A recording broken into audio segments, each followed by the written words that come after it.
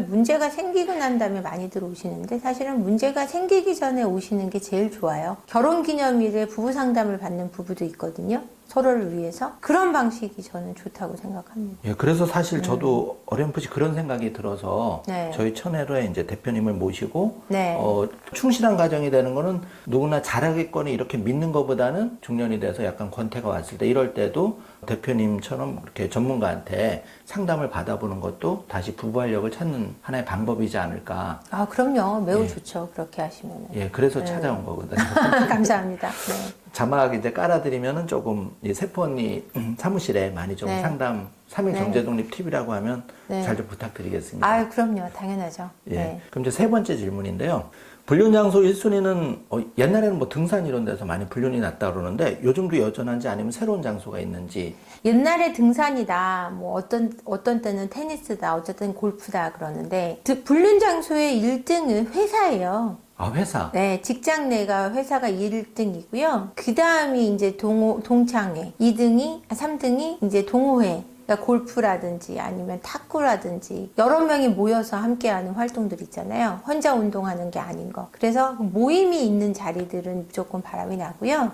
요즘에 신박한 거는 앱입니다. 앱. 아, 앱으로. 이거 모르는 정보를 드리는 게 아닌지 모르겠지만 이제 블랙 앱들이 있어요. 데이팅 앱들이. 그러니까 신분이 확실하지 않은 사람도 들어올 수 있는 앱들이 있어요. 유부남, 유부녀, 기혼자도 가입이 가능한 그런 앱을 통해서 매칭을 통해서 이제 외도를 하는 경우가 많습니다. 그 안에서는 불특정 다수를 만날 수 있고 또 내가 원하는 연령대를 내가 컨택이 가능하고 그렇기 때문에 50대인 여성도 20대를 만날 수 있고 50대인 남성도 20대를 만날 수 있고 그런 경우가 너무 많은 거죠. 조건 만남이 많이 이루어지는 앱이라고 생각하시면 돼요. 그런 앱을 통해서 이제 조건 만남을 통해 만나다가 연인으로 발전하거나 아니면은 제가 상담하는 사례 중에는 키스방이나 뭐 노래방에 갔다가 도우미 분들과 외도를 장기적으로 이어가는 경우도 굉장히 많이 있고요.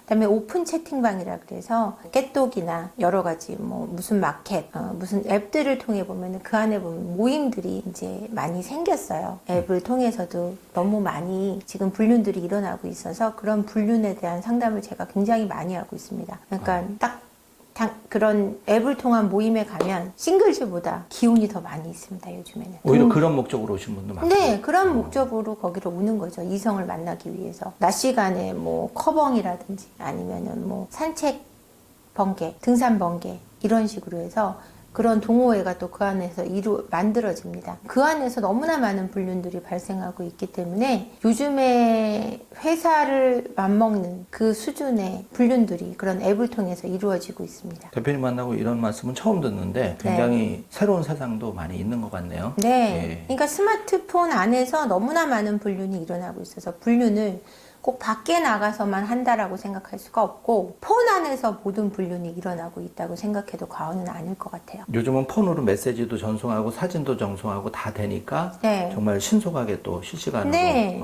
그렇게 되겠네요. 그러니까 어떤 아내분 같은 경우는 이런 사례가 있었어요. 그러니까 몰랐는데 새벽마다 남편이 어떤 방에 들어가서 안 나오더라는 거죠. 서재에 들어가서. 그래서 어느 날 그게 너무너무 한 1, 2년 계속돼서 너무 수상해서 어느 날은 자다 말고 문을 벌컥 열어봤더니 남편이 영상을 통해서 로맨스 스캠처럼 그런 일을 당하려고 하는지 옷을 벗고 그 오픈 채팅을 통해서 영상을 통해서 불륜을 하고 있는 걸 발견한 사례도 있거든요. 아, 충격적이네요, 진짜. 굉장히 충격받았죠. 네. 나는. 문이 잠가놨는데 문을 따고 들어가서 이제 불시에 이제 검문을 해봤더니 옷을 벗고 다 벗은 상태로 영상 불륜을 하고 있던 거죠. 그럼 실제로 대표님한테 상담 오는 분 중에는 그 직전 단계에서 오시면 제일 다행일 텐데 네. 그 이후에 오셔도 치유를 받고 또 원위치로 돌아가시는 분도 있나요? 네, 그런 분들이 더 많죠. 저는 그 직후의 분들이 더 많이 오시기 때문에 10쌍이 오시면 8, 9쌍은 회복이 되셔서 함께 다시 하게 되시고 용서하고 화해를 하시니까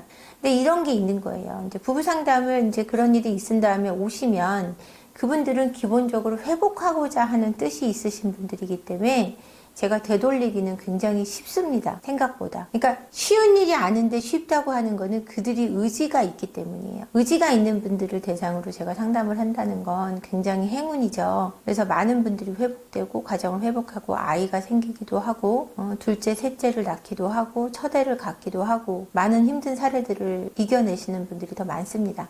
굉장히 그게 보람 있는 일일 것 같아요. 깨지려는 가정을 다시 이렇게 단단하게 하나의 성을 구축해 주신다는 대표님 역할이 네. 정말 보람되는 것 같아요. 네.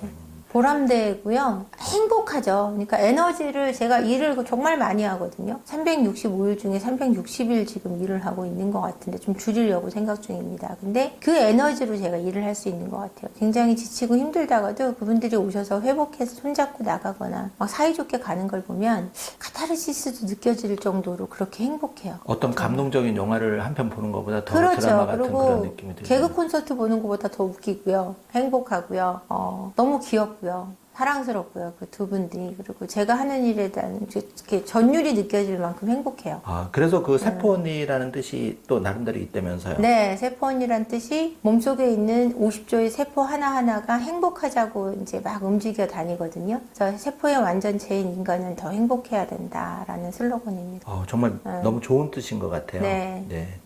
그럼 네 번째 질문인데요. 네. 중년 여자가 남자 배우자에게 매력을 못 느끼는 가장 큰 이유, 뭐, 한 3가지 정도 들어주시면 어떤 게 있을까요? 여러 가지 이유가 있을 것 같아요. 일단 아내들이 남편분들에게 매력이 떨어지는 이유는 첫 번째, 다 비슷하겠지만 나한테 다정하지 않을 때, 나한테 계속 짜증을 낼 때 싫어지고요. 두 번째, 비주얼적으로 배가 너무 많이 나오고 이제 진짜 아저씨 돼간다고 하잖아요. 그래도 매력을 못 느끼게 되기도 하고요. 세 번째, 죄송하지만 이거는 남편들이 경제적으로 굉장히 무능해질 때 매력을 못 느끼게 됩니다. 충격적인 게 배가 나왔다는 거를 이제 중년 남자들은 대수롭지 않게 생각하는 사람도 많은데 네. 이게 이제 남자만 그런 게 아니라 여자도 어떤 신체적인 매력도 여전히 유지가 돼요. 굉장히 중요하죠. 여성분들도 아시는지 모르겠지만 남자분을 딱 봤을 때 처음에 보는 게 어디냐에 따라 다 다르잖아요. 남성분들도 다 다른데 남성분들은 20대는 얼굴을 보고 30대는 가슴을 보고 40대는 엉덩이를 본다 막 이런 얘기들이 있는데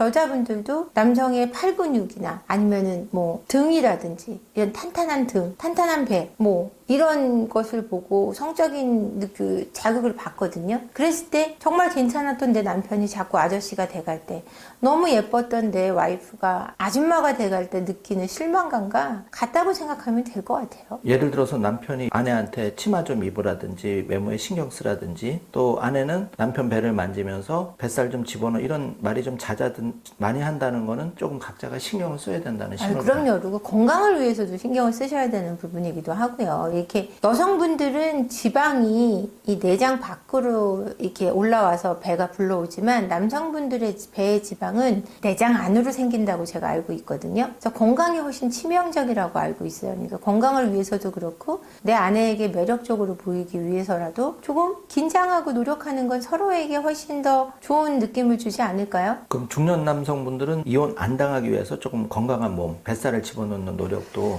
뱃살보다 중요한 건 경제적 능력이기도 하겠죠. 그래요? 네, 그게 우선되겠죠. 이혼을 안 당하기 위해서라면.